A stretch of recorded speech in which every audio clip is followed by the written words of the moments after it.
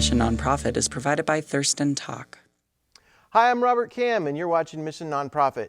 Each month, we connect with local organizations and agencies that are making a positive impact in our communities.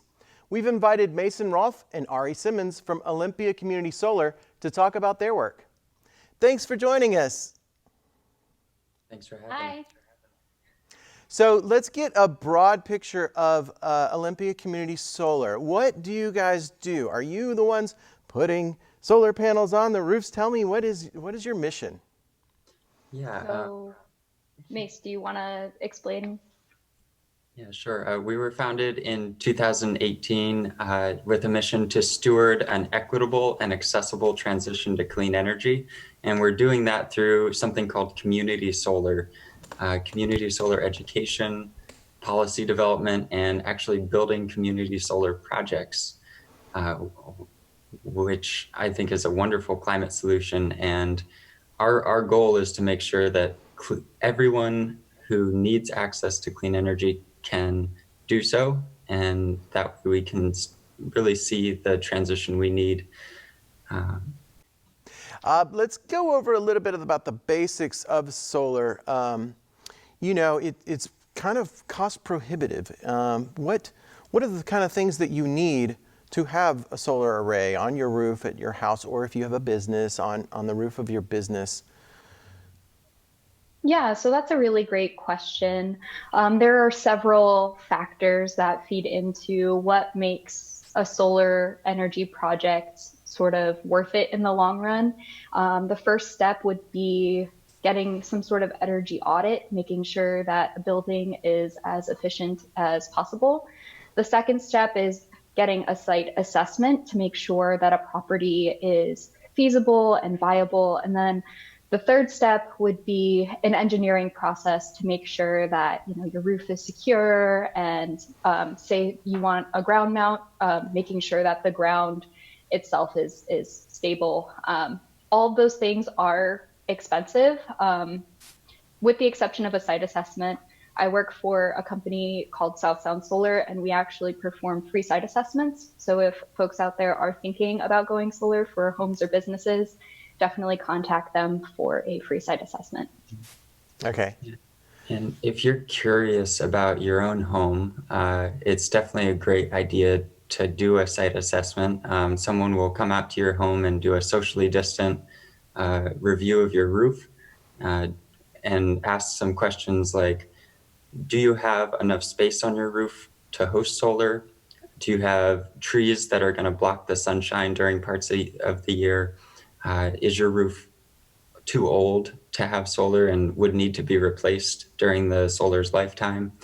And the final question is, can you afford solar or access financing that can help you afford solar?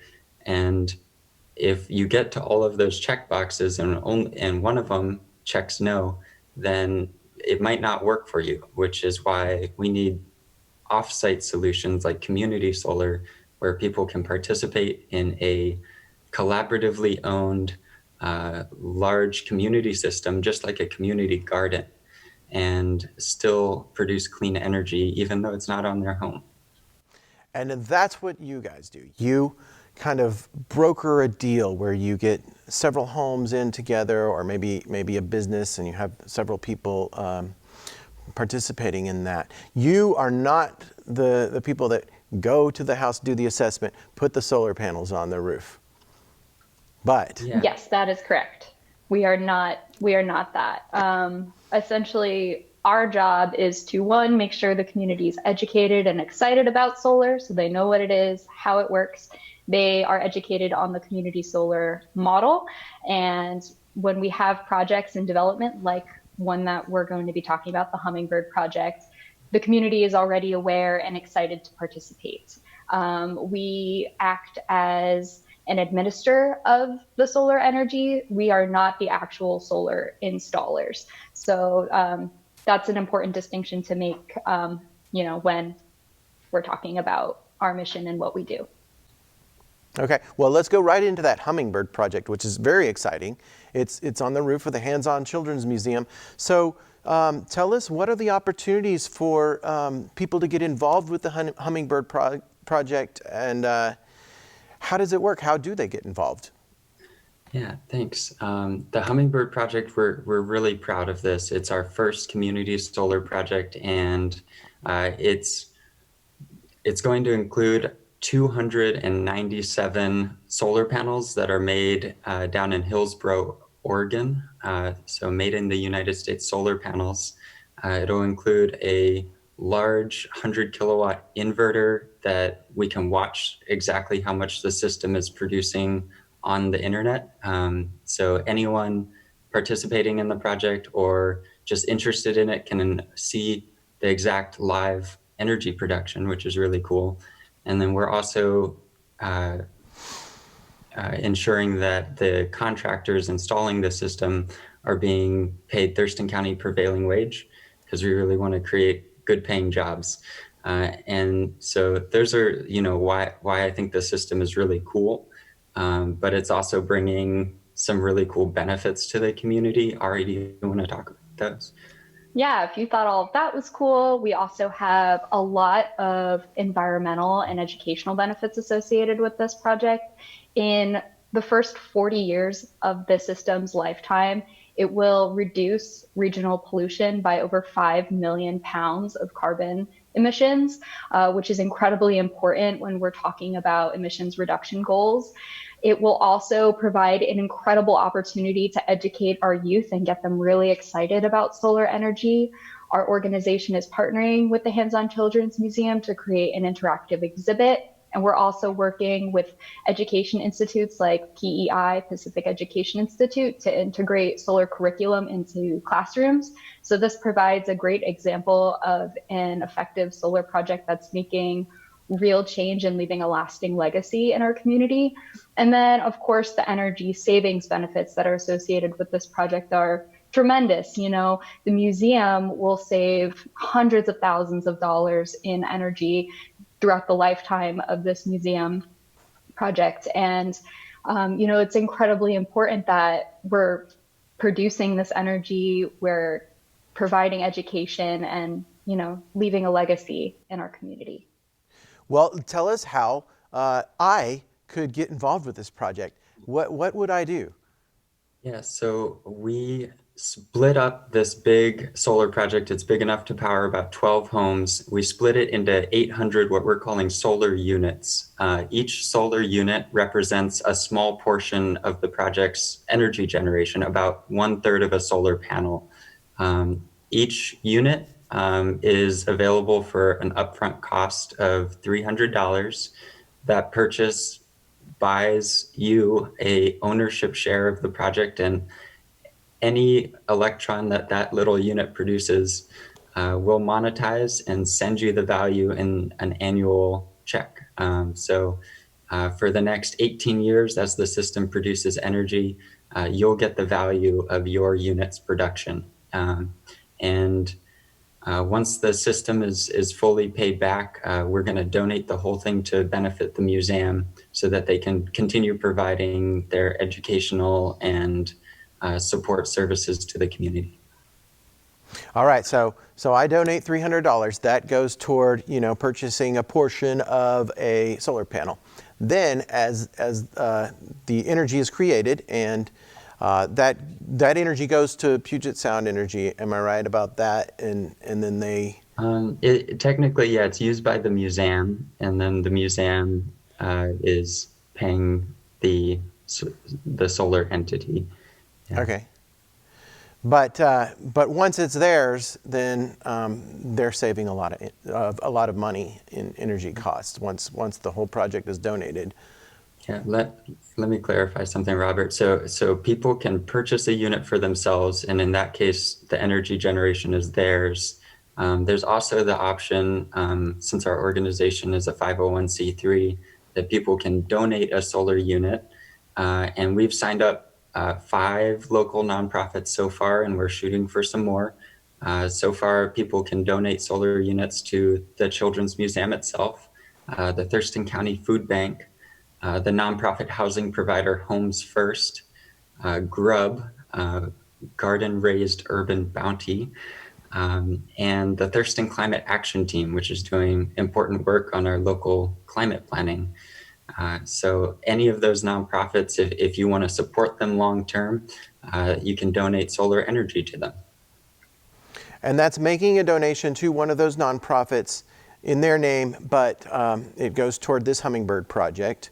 What happens next? Is there some kind of recognition for that at the Hands-On Children's Museum?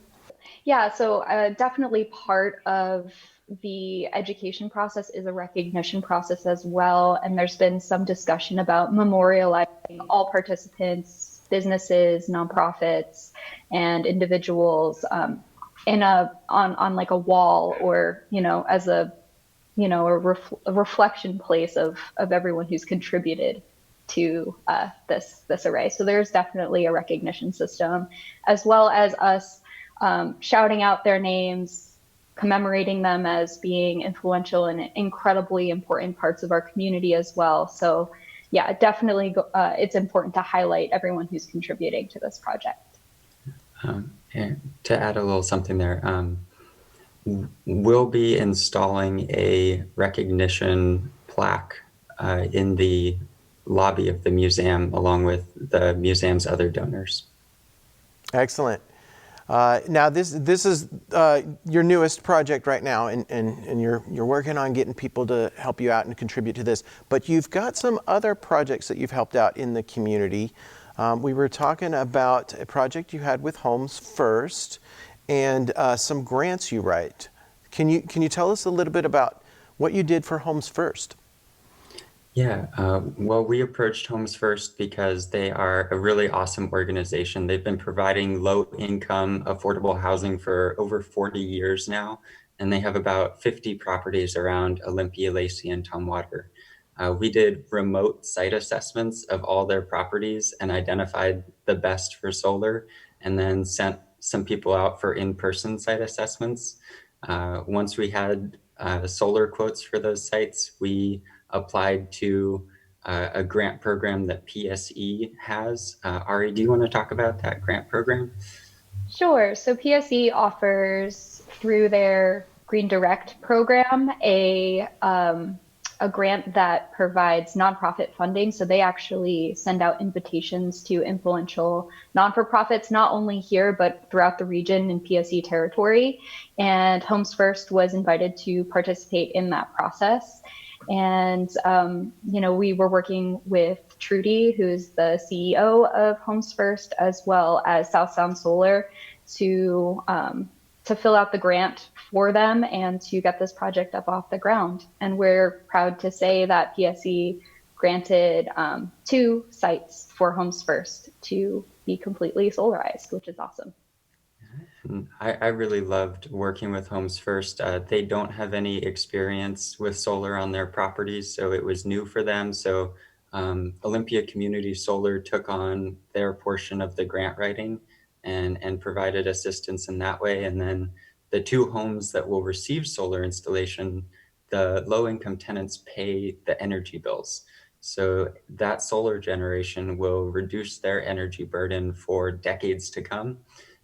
And just improve what Homes First can provide the residents. Well, that's important. I'm sure they need the help. Now, there was another one we discussed that you did for Tumwater High School's greenhouse. Was that a grant process too? And just tell me a little bit more about what you did for Tumwater High School's greenhouse. So Olympia Community Solar sees ourselves as being the community's access to solar.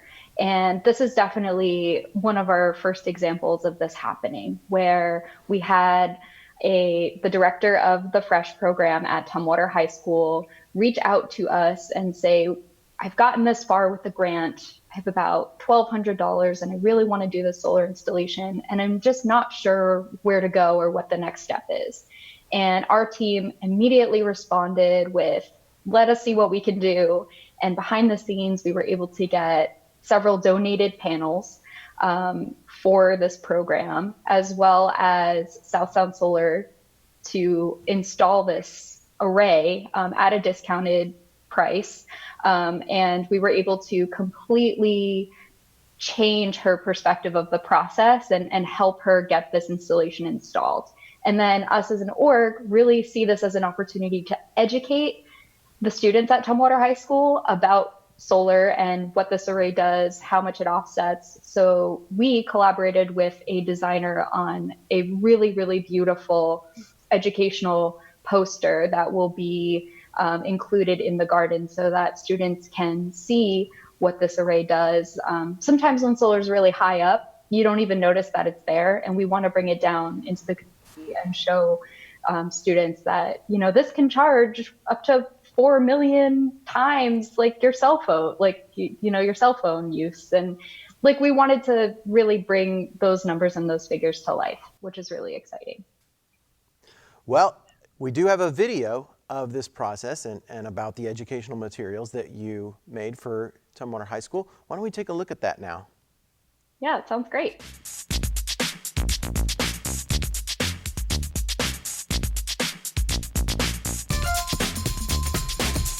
This morning we're at Tumwater High School where we're in the Fresh Program greenhouses. My program, FRESH, stands for Farm-Rooted Education for Sustainability and Health. And we offer an afternoon block class that they can learn farming, science, and civics. We managed to get 4 solar panels donated from Rich Phillips, formerly Pure Solar. Right now we are talking with South Sound Solar about the installation process and what that's going to look like. And hopefully with any luck, by the end of the summer, there will be a kilowatt of solar energy here at Tumwater High School. It's been awesome. So moving forward, I want to continue making this an educational opportunity for my students and maybe do some bigger projects later. Definitely. Yeah. One thing we're hoping to do once we get this installed is create an educational display here to be used by both the Fresh program and the science departments. So that way the kids here at Tumwater High School can learn about solar, the ways it works, and how to integrate it better into their lives and communities. Olympia Community Solar relies on community donations to create educational displays for programs like FRESH. You can donate today at www.olysol.org/getinvolved. All right, so that was a great little video about what Olympia Community Solar did for Tumwater High School. If you're just joining us, this is Mission Nonprofit, and we are featuring Olympia Community Solar. So that's great that you have these educational materials for the high school students and try to educate them on how important solar is. So. It's really wonderful to talk about kids about this. You know, there's more than 4,000 people employed in Washington's solar industry, and we want high school students to see themselves as future solar installers, see themselves as future electrical engineers, and, you know, future developers. So we really want to promote that. We've also had a chance to talk with the Tacoma Community College, and the amount of questions these students ask and are interested in renewable energy is amazing. And I'll also mention we've done a few lessons with the Sustainability in Prisons project.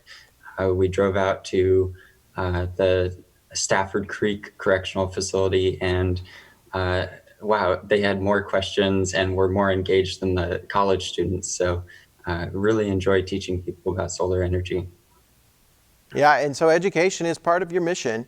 You also do some advocacy. That means, you know, trying to get legislation written in favor of solar panels. What are some of the accomplishments you've had in that area? Yeah. So we identified really early on that our state's solar policy is several years, if not a decade, behind some of our neighboring states and the leaders around the country. And so we wanted to help and just bring community solar into the fold. We approached our LD22 representative, Beth Dolio, who's wonderful, and told her about some of the issues we were running into trying to develop community solar. Particularly, we need what's called a bill crediting mechanism so that we can get our energy credits from our solar array under our customers' electric bills. And then we also need more support for low-income folks to access solar to overcome the upfront cost barriers. So Representative Dolio agreed to sponsor House Bill 2248 for us in the last legislative session. And it was really amazing. More than 20 other senators and representatives signed on to the bill, including a couple Republicans. And we ended up passing the legislature with 86% of their vote. It was really amazing. The bill ended up being a $20 million statewide incentive program that would pay the upfront cost of a low-income person to enter a community solar project. So, for example, with Hummingbird, if we had a low-income homeowner, we could approach them and say, hey, would you like to take part in this project? We would apply to the state for funding, and we could fund their entire participation.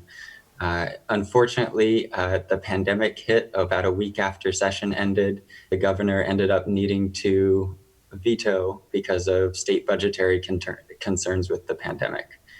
So we passed with an overwhelming supermajority bipartisan support, only to be defeated at the last rung by the virus. So we'll definitely be going back in future years to continue fighting for low-income solar customers and fighting for community solar regulations in future sessions. So what is the upfront cost for solar? You know, how expensive is this? Well, it's really dependent on the property, on the homeowner.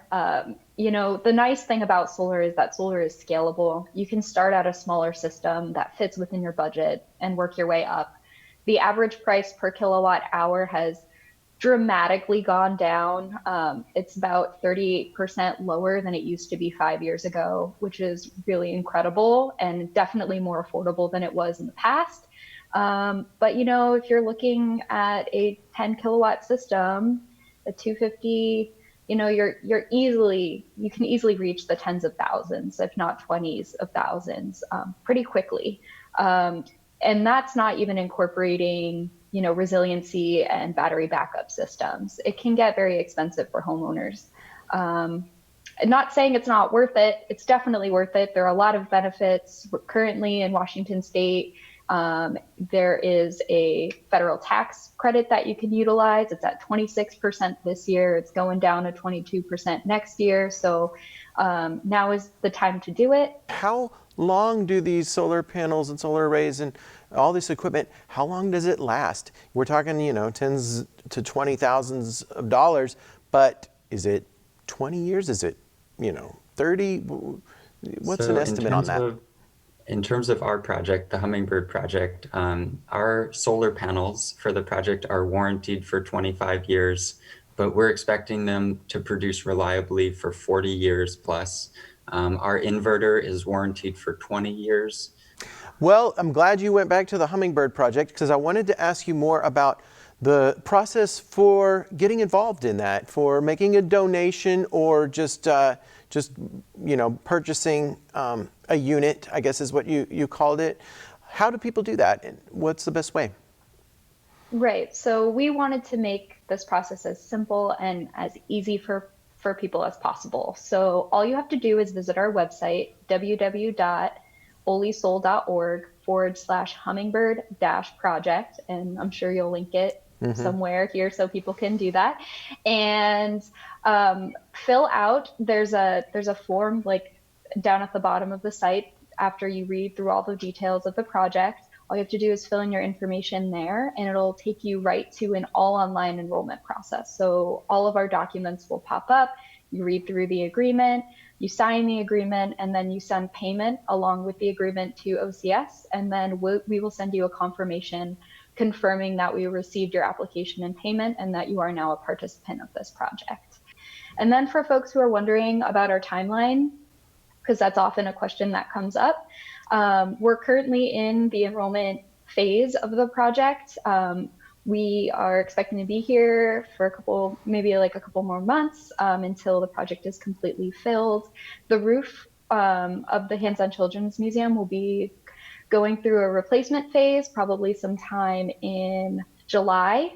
And then the installation of the array will begin in October, November. And then we're expecting the system to be completely online by December 2020. And you can expect your repayment after that first year the project is online, December 2021. Wow, that sounds quick, efficient. Yeah. And what about nonprofits? How do they get involved? They have to sign up in the same way? Yes. So we'll get a nonprofit signed up as a participant. They don't need to purchase shares for themselves to sign up. Once they're signed up, we'll add them to our list of eligible nonprofits that'll be live on our website. And we're going to provide each nonprofit that signs up some materials so that they can ask their own community and their supporters to donate solar units to them. And I'll just say the Children's Museum has already been doing this and they've had great success.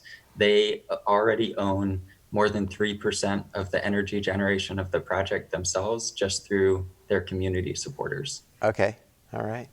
Well, we're quickly running out of time here. I just wanted to go to each of you and ask if there's anything else you'd like to add, something we didn't talk about, or just some final thoughts. Let's start with you, Ari.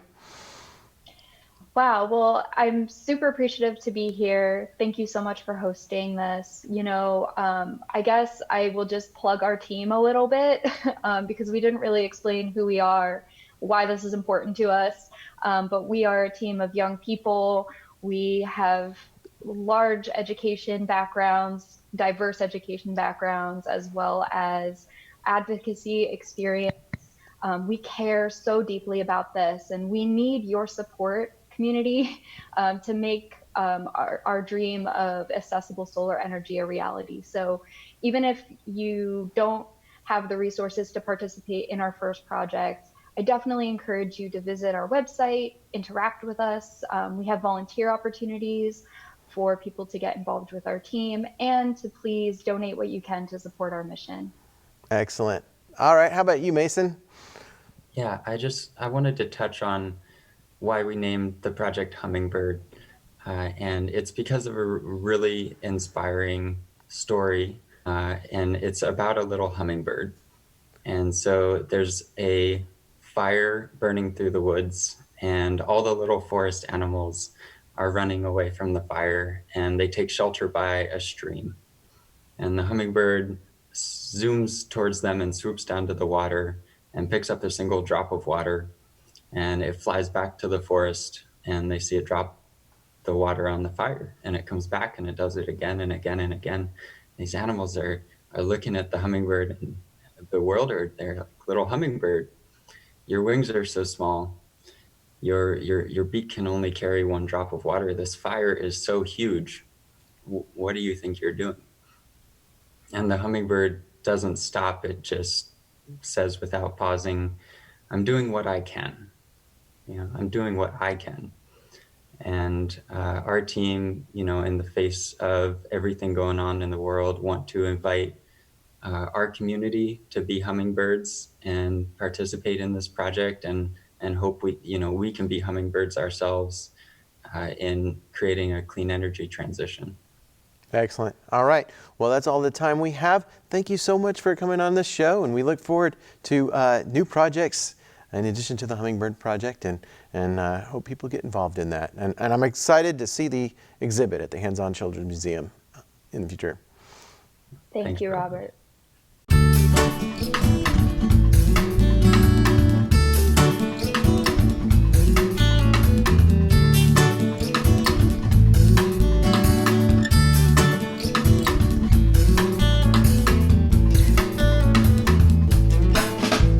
Support for Mission Nonprofit is provided by Thurston Talk.